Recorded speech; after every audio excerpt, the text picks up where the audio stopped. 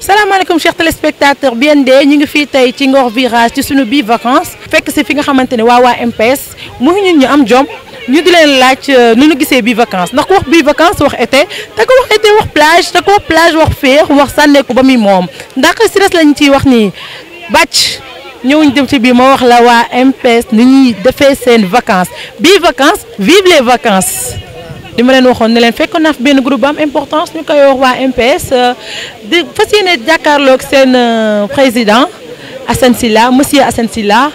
ma bëggoon koo laajte naka la gisee bii vacances ak waa BND Assane Sylla nuyu naa la. waaw maa ngi lay fay soxna si di la ziar bu baax di kontaan si ziar bi nga xam ne moom ngeen ñëw def si ñu ko fii. ñu ngi kontaan bu baax si dalal leen fii. waaw ci biir MPS Jëf ak Njariñ ndaxte. dañ fi dajee ñun tous les responsables de MPS Dakar pour jéem a waxtaan ci avenir du mouvement bi waxtaan aussi ci situation politique bu Sénégal ku ci nekk xam na ni dañu am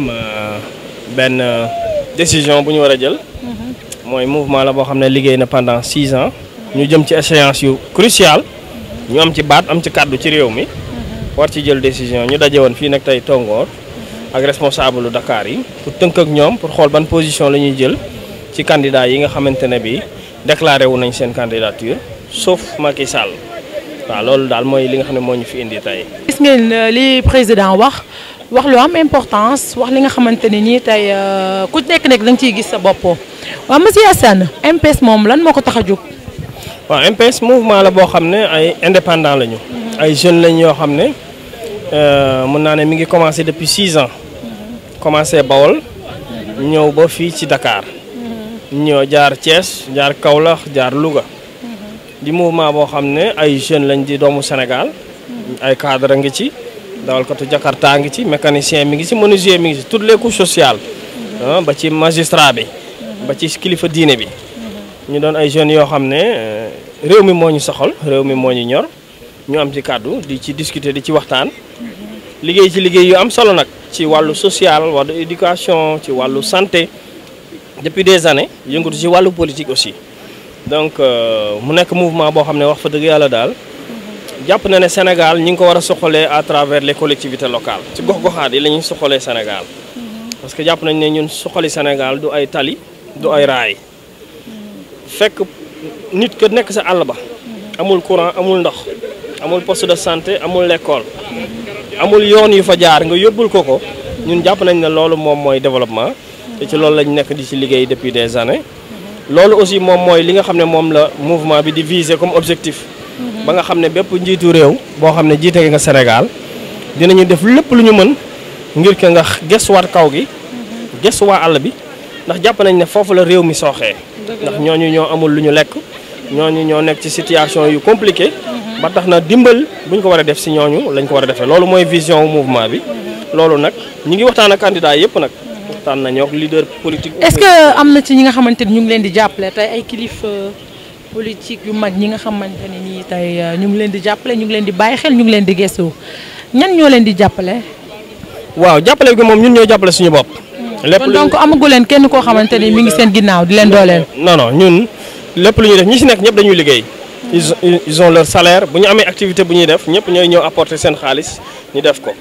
leader politique nag li ñu séq ak ñoom mooy waxtaan ak ñoom xool lu nekk seen bopp xool lan lañ yéene dëkk bi su fekkee loolu mouvement bi gis na si boppam ñu ñëw ànd ak yow su dee gisuñu si suñu bopp ñu bàyyi la ne la wala bu ñu la waree combattre ñu combattre la mais ci wàllu ndimbal wala ay xaalis wala joxalante moom séquñu ko ak benn acteur politique wala keneen mouvement bi ci boppam moom mooy financer boppam ay activités am donc boobu ba léegi si loolu la ñu nekk parce que ku la mënal sañal la loolu la ñuy bañ moo waral soxla wuñ seen dara li ñu soxla daal mooy nga indi programme bu dëgër bu cohérent bu wóor li nga xam ne moo fi nekkoon ci Sénégal di buur di bummi di dóor doomu jàmbur làq sa doom di jël justice bi féetale ko benn boor di jël assemblée nationale defi député yi comme ay xar wala ay dak ñu lay topp loolu lu xeet yooyu lañ bëgg a jële fii ci Sénégal donc ñun nag doon ci ay acteur comme ñeneen ñi nga xam ne que nekk nañ ci ay acteur ñu jéem a fexe daal ba peser suñu poids ba njiitu réew bi war a ñëw di jiiteeti Sénégal xeex yooyu ñuy xeex ak principe yooyu ak objectif yooyu ñuy viser ñu mun ko atteindre ba mën a am Sénégal bi ñu bëgg ndax Sénégal bi man ñun jàpp nañ ne du sunu Sénégal Sénégal une partie la Sénégalu benn groupe la benn clan benn famille ñu nekk fi di dund booba léegi àll bi gisuñu ci seen bopp ñun ñi tamit en réalité gisuñu ci suñu bopp wax fa dëgg yàlla. donc président monsieur Assane donc lenn laa la bëggoon laaj tamit lan mooy seen teewaay tey ci géej bi ndax boo nee bii vacances wax été boo waxee été wax plage boo waxee plage wax li nga xamante ne nii mooy dàq stress donc association bi tey lan moo nekkoon seen taxawaay. waaw xam nga ñun dañuy dajee fu nekk ay jeunes lañu di doomu Sénégal war a mën a dem ci salle de conférence war a mën a dem ci stade war a mën a dem ci grand théâtre war a mën a ñëw aussi ci place bi ñun dañuy innover à chaque fois bu ñuy suñu ay rencontre yëpp boo ko seetloo boo ñu toppee ñun des fois dañ koy def ci ay hôtel def salle de conférence parce que ñun bëgguñu def genre politique boo xam ne comme politiciens yi dajale ay militants ñawal leen ay yére waaj yi ñu sol mbubbi nit ki xartu mu xaw ma 200 francs xaw ma mètre 250 ñu ñëw tàccu la après nga may leen 2000 francs non non ay séminaire la ñuy def ay rencontre la ñuy def comme nii def nañ ay rencontre ci hôtel yi def nañ ay rencontre ci yeneen bërëb tey ñu choisir Yoff Tongoor ñëw ci plage bi fii plage privée bu yem